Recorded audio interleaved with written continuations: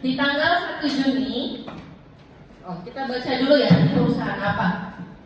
Tuan Raffi membuka usaha dengan nama Bengkel Motor Jaya. Administrasi Tuan Raffi selama bulan Juni 2022 terdapat sebagai berikut. Ini perusahaan apa? Besar. Tanggal 1 Juni diinvestasikan uang tunai sebesar 5 juta sebagai modal usaha. Di situ bisa dilihat ya, sudah kami siapkan di sheetnya persamaan dasar akuntansinya. Ada yang bisa bantu rekan saya Desna untuk menjelaskan sambil nulis?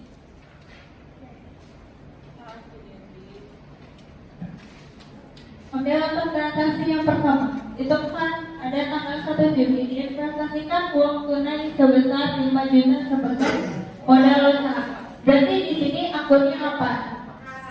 Kas dan modal. Untuk contoh persamaan dasar akuntansi ini tabelnya ada di sini. Kita buat tanggal.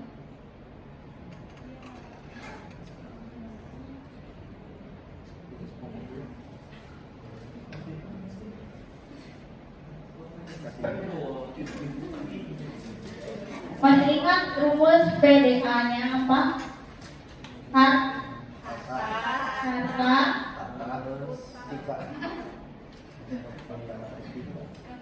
hutang plus modal.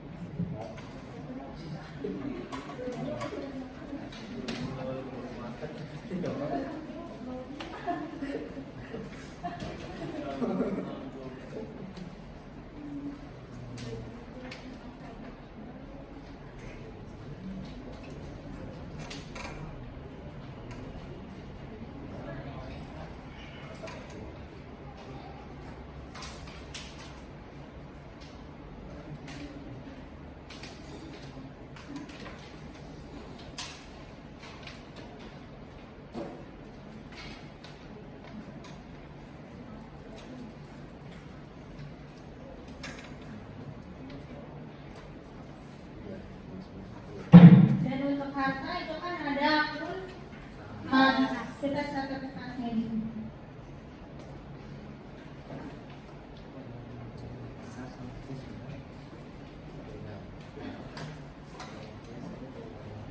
Kita catat 5.000 ya, karena pokoknya ini. Lalu kita catat di tabel pertama.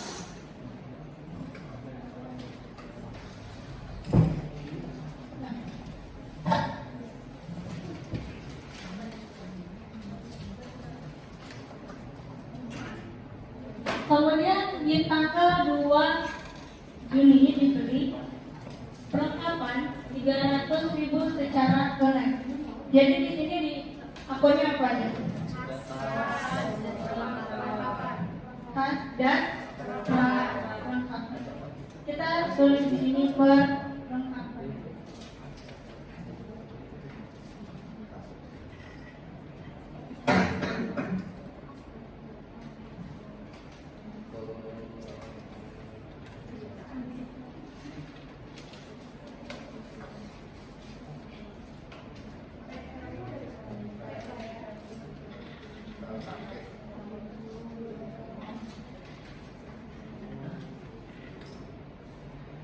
Di sini kita catat karena tunai maka yang keluar akan kas 300.000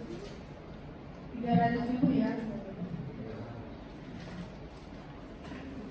Nah di sini kita tinggal jumlah aja. Di mana kas ada pengurangan? Tetap 5 juta dikurangi 300. Kita keluarkan.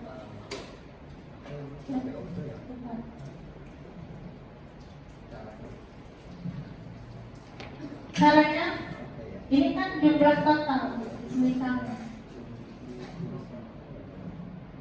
Karena kas berkurang, kita kurangkan aja 5 juta dikurangi 300. Berarti sisa kas yang kita pegang ada 4.700.000. Ini jumlah.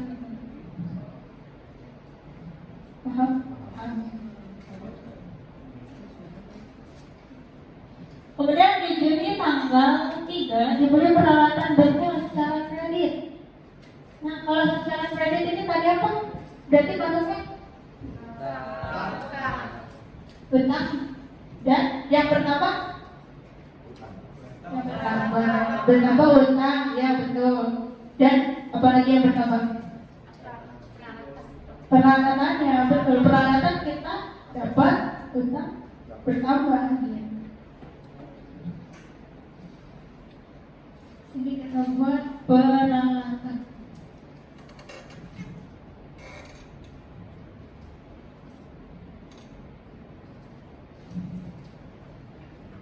Jadi masuknya ke utang.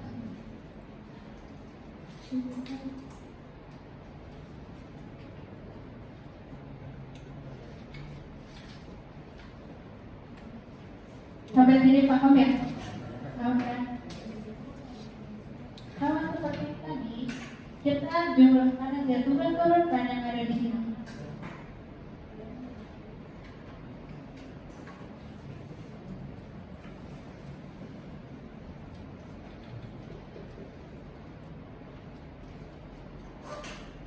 Selanjutnya di tanggal 4 dibayar hutang pada tanggal 3 sebesar 500.000. Itu akunnya apa? Akunnya kas, di mana kita membayar sebesar 500 dan hutang. Mudah ya? Mudah ya?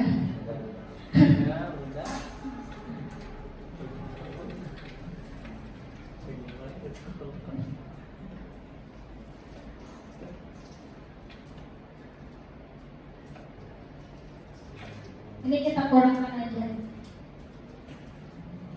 Sampai sini ada yang ditanyakan? Yang lainnya? Gak mudah ya? Apakah kelihatan? Yang ditanyakan? Katanya gimana? Dia mau nanya katanya Kak Desa. Oh iya. Dapat hadiah.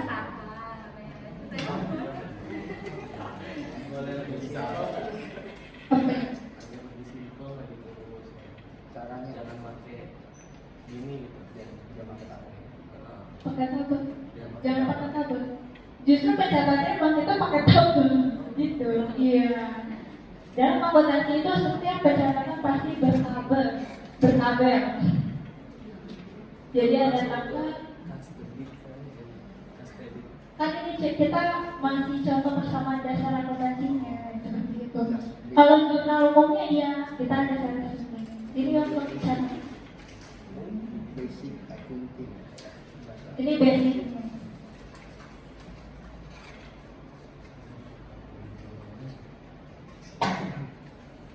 Gitu.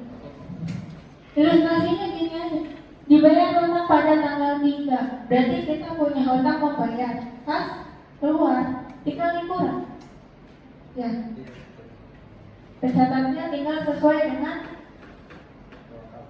ya akun-akun yang ada di sini.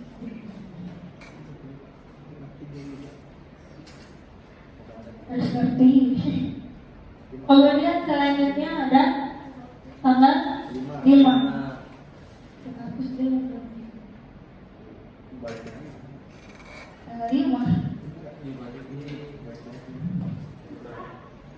Putar aja. Ke depannya. Putarin.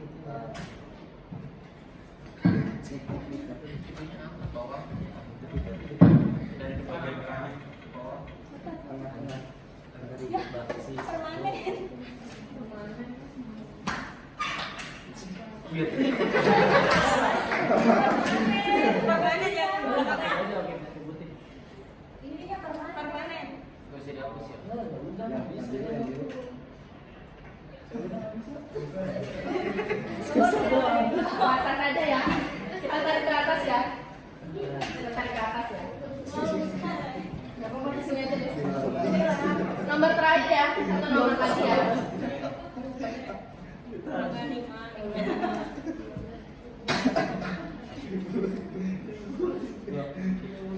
Kacau.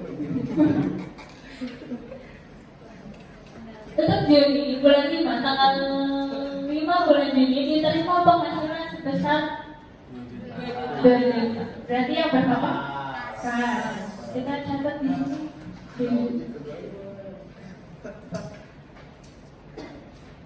Nah ini kan penghasilan. Berarti belum ada dong akunnya. Karena ini kata persamaan dasar akuntansi. Ingat akunnya cuma tetap modal. Berarti itu penghasilannya yang kita catat akunnya. Itu masuknya ke jurnal dan catatan jurnal umum. Jadi kita cuma masukin kas. Gitu. Modalnya maksudnya enggak? Oh iya. Lupa. Berarti modal kita juga bertambah. Itu ngetes sebenarnya. Itu ice breaking yang beda dari kita. Sedikit yang kelihatan kayaknya ya. Kita jumlahkan aja. Yang tadi sisanya jadi 6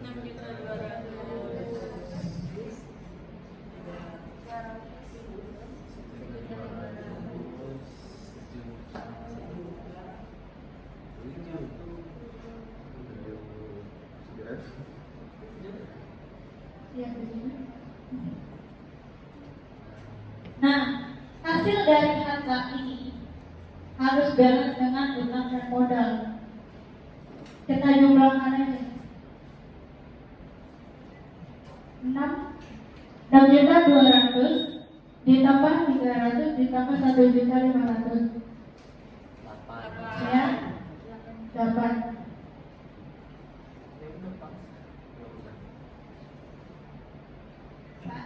Dan ini 8. Terbukti jalan. Ini adalah contoh persamaan dasar akuntansi. Give applause dong untuk kita semua. Jelas ya? Jelas. Berarti perumusan ini sebenarnya balik lagi pada yang tadi ake adalah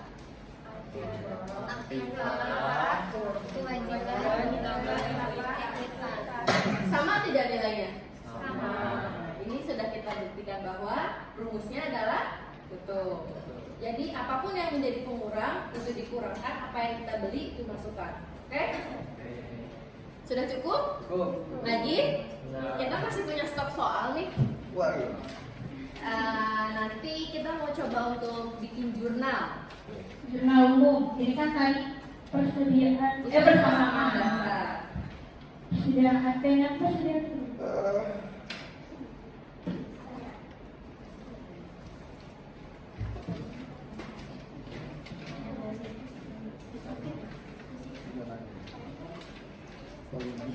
Baik, terima kasih untuk materi yang telah disampaikan. Untuk memasuki acara yang keempat yaitu sesi tanya jawab. Di sesi tanya jawab ini kita akan menerima 3 sampai 4 pertanyaan dan sesi tanya jawab dilakukan selama 10 menit. Setelah itu kami akan sampaikan penutupan presentasi ini. Silakan boleh mengajukan. Ya, baik. Silakan. Oke.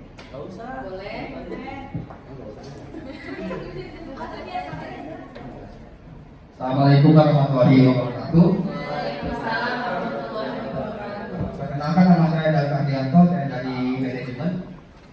Saya bertanya, Nanyain juara satu.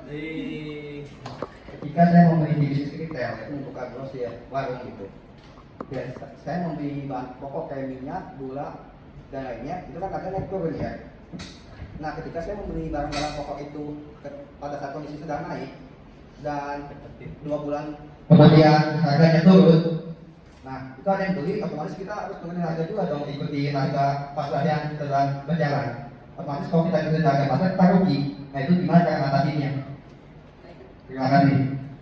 Kita tampung dulu ya. Tinggal nih. Gila. Jelas gak? Jelas gak? Tanyaannya. Ya, terima kasih.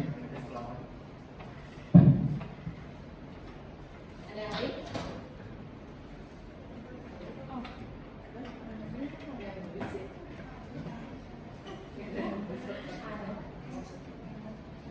Cik, perkenalkan nama saya Ivan Akbar, saya dari Universitas Buana Perjuangan Karawang, jurusan saya perkenalkan nama saya Ivan Akbar, saya dari Universitas Buana Perjuangan Karawang, jurusan psikologi. Saya cuma ingin bertanya, kan saya baru pertama nih kenal sama akuntansi. Pertanyaan saya, jika tidak balance, apa yang harus dilakukan seorang accounting? Itu aja sih. Jika tidak balance pada apa yang harus dilakukan seorang accounting? Cukup saya mempunyai berbagi.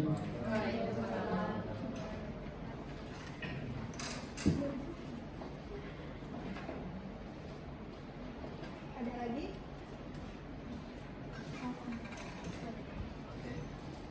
Tes. Perkenalkan, nama saya Iqbal Dantoro dari semester 7 Universitas Pertiwi. Pertanyaan saya hanya melengkapi dari David. Perhitungan dari toko retail itu seperti apa untuk laporan keuangannya? Terus laporan laba ruginya itu diolah sebagaimana mungkin biar menjadi rapi dan tidak ada kayak suka ada banyak barang yang hilang. Nah itu seperti apa baiknya? Terima kasih. Oke, baik. Saya coba, kita kasih 3 pertanyaan dulu ya. Saya coba jawab pertanyaan pertama dari Mas David. Pertama beli itu harganya tinggi. Nah, kemudian semakin ke sini harganya turun. Mungkin harga pasar yang lain. Ya, ini di bisnisnya apa? Retail Iya, itu. atau sembako? Sembako. Sembako. Jadi menjalankan usaha sembako. Sembako yang besar. Sembako ya. Grosir lah, grosir. Grosir. Sepengetahuan saya, ketika kita menjual sembako, kita beli di tanggal itu, penjualannya itu tidak akan lama sampai berbulan-bulan. Akan berlangsung di waktu yang kurun waktu yang dekat. Jadi ketika Mas beli di harga 3.000, kemudian Mas akan jual sebaiknya harga 5.000. Tetapi pasarannya turun. Turun jadi harga bisa 2.000 atau 1.000 gitu. Iya, turun di harga 4.000. Itu Mas akan tetap mendapatkan keuntungan. Percaya deh, ketika kita beli di harga pokok di suatu grosir, bukanlah, bisa kita sebut di agen pertama, itu harganya akan lebih rendah dibandingkan ketika kita akan jual ke pasar. Karena agen itu tidak akan menjual sama harganya dengan harga yang di pasaran. Itu tidak akan seperti itu. Karena setiap warung atau setiap toko dia akan memasang harga di atas harga agen. Seperti itu. Nah, di situ muncullah harga pokok penjualan. Ya, gini loh Mbak, misalnya dari harga agen itu bisa jual harganya 4.000 ya. Ya. Otomatis kita beli 4.000 nih. Kita jual berarti ke orang 5.000. Nah, misalnya 2 bulan atau 3 bulan kemudian harga agen itu turun jadi awal berapa 3.000. 4.000. Jadi 3.000. Otomatis kan orang lain juga beli. Jadi keuntungannya lebih 1.000 otomatis 4.000. Berarti kita bisa rugi dong kayak gitu. Atau nggak dapat modal, nggak dapat keuntungan. Iya, Dua kemungkinan, Mas bisa rugi dan tidak dapat keuntungan. Tapi besar kemungkinan kita akan menjual di harga yang sama. Maka dari itu, inilah fungsi marketing. Sebaiknya kita mempunyai strategi marketing agar barang yang kita miliki di saat itu dapat kita jual secepat mungkin. Karena apa? Harga bisa fleksibel, akan berubah. Itu yang pertama. Yang kedua, inilah fungsinya kita memiliki stok persediaan. Fungsinya di situ, ketika ada kenaikan dan penurunan harga, persediaan kita mencukupi. Seperti itu, Mas. Nambahin. Boleh. Jadi sharing pengalaman aja. Saya juga bekerja di bidang retail. Maksudnya seperti ini ya. Saya meluruskan bahwa di mana grosir yang mengambil barang ke supplier itu menghitung berapa stok yang akan dia keluarkan selama sebulan.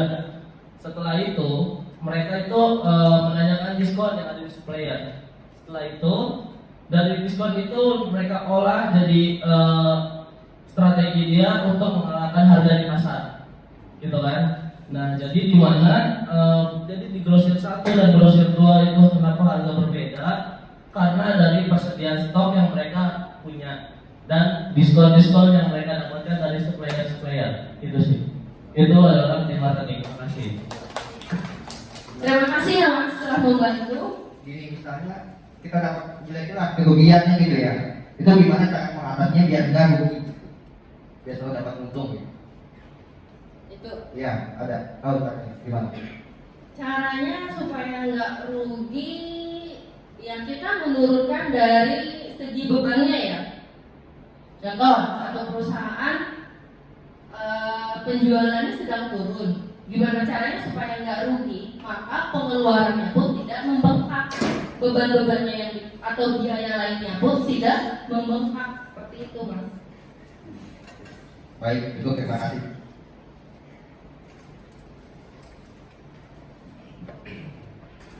Pertanyaan kedua. Yang kedua dari Mas Ikhwan.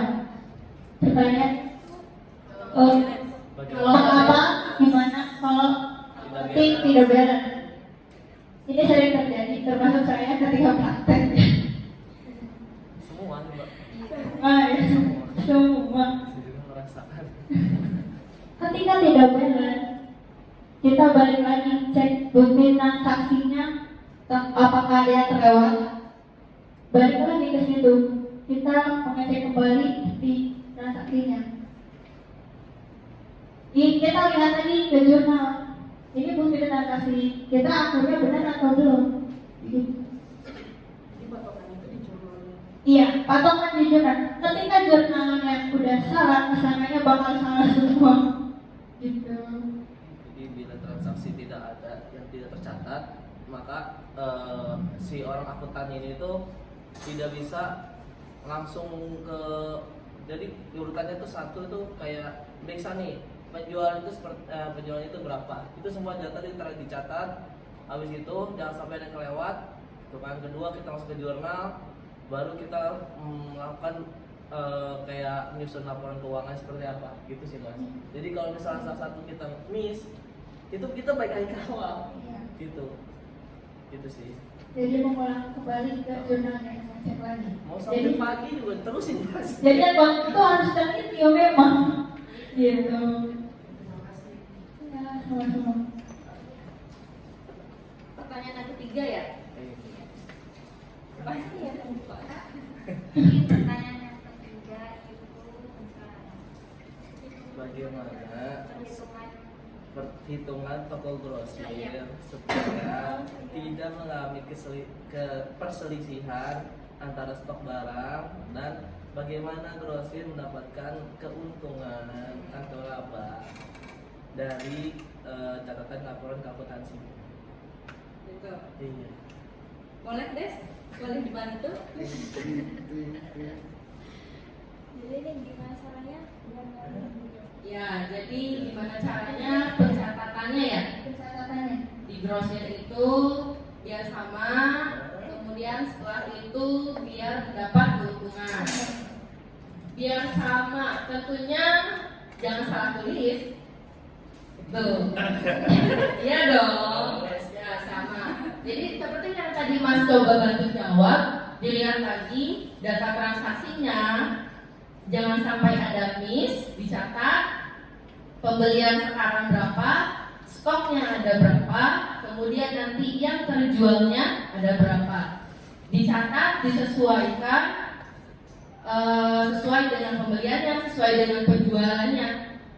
Di Sistemnya akrual Akunting ini bisa pakai Excel, sistem manual bisa, pakai sistem Excel juga bisa. Ada sistemnya juga bisa, ada Mayo, Zahir, itu sistem akuntansinya. Jadi tinggal masuk-masukin ya. berarti pakai akurat itu ya, akurat basic ya. Iya. Ya, kalau akrual basic berarti Mas bisanya pakai Excel aja. Iya.